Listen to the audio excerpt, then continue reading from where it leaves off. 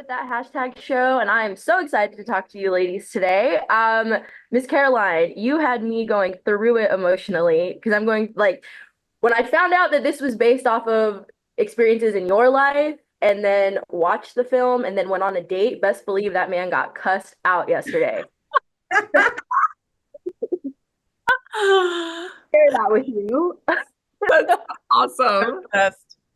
So for those who are maybe finding out about your monster now, what's like a quick blurb we could say without spoiling anything? Um, Laura Franco is aspiring actress, and after a really rough year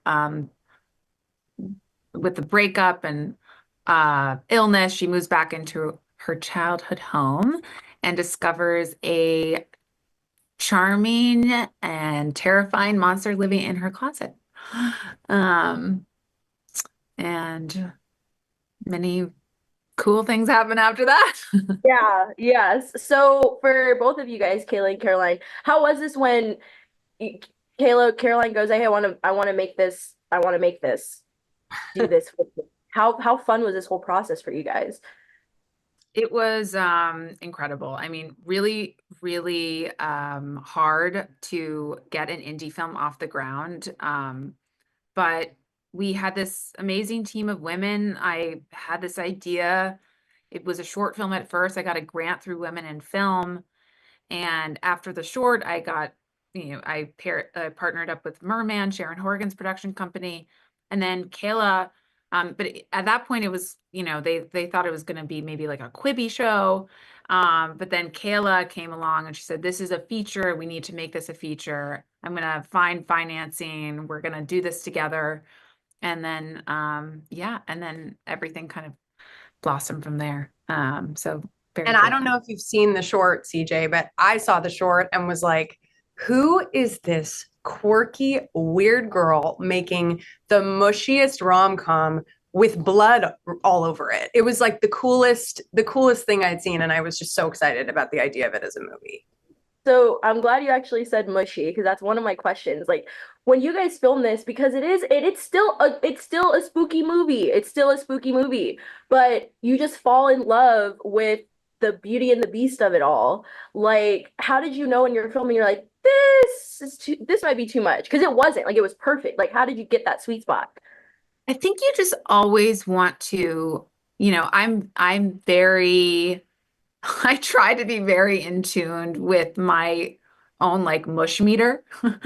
And when you're behind the monitor and you're watching the scene play out, I mean, I don't move on until I really am moved.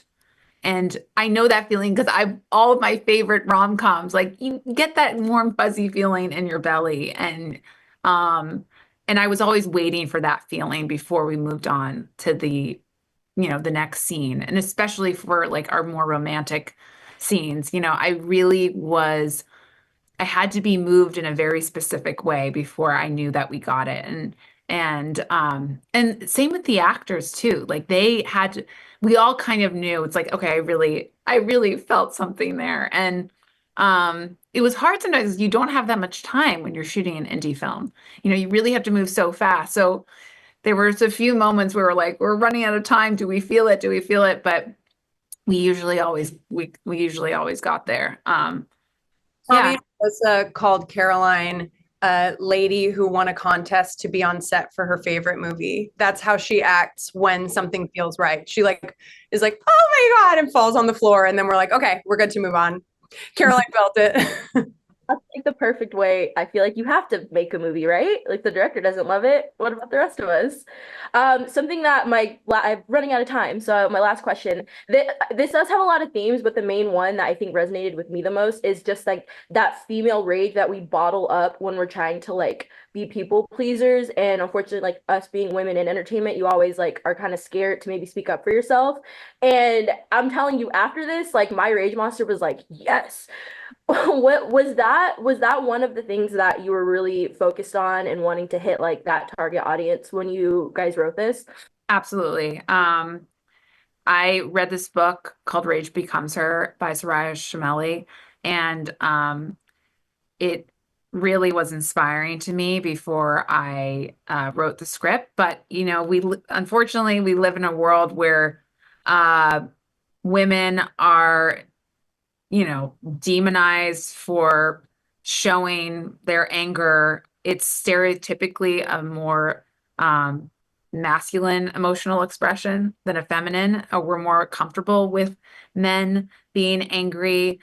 We actually, you know, when we see men, you know, showcasing their anger for the world, we like we associate them with leaders, you know, and with women, we associate them with being crazy or um, having an issue. And then, so I think this was my way of saying, you know, I have rage and I have felt shame for my rage, but you know what? I'm actually proud of my anger because my anger is, and we should all of us women should be proud of our anger because being angry, feeling anger is actually one of the main tools we have to identify a problem in our lives.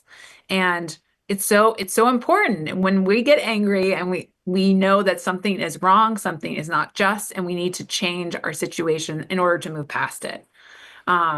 So I think it's a really important message to get out there that we should feel more comfortable showing our anger, having a relationship with our anger, because it helps us, you know, become, you know, the people we want to be and get to the places we want to get to in our life. And Oh, maybe I see love this that. film and know what women might be capable of. Caroline and I would always finish the movie and be like, be afraid, be very afraid. Don't catch us in a dark alley. You don't know what we could do. Especially when you got a bone to pick with someone. That's Well, right. I want to thank you, ladies, so much for talking to me today, and we look forward to seeing the movie on October 25th. Thank you.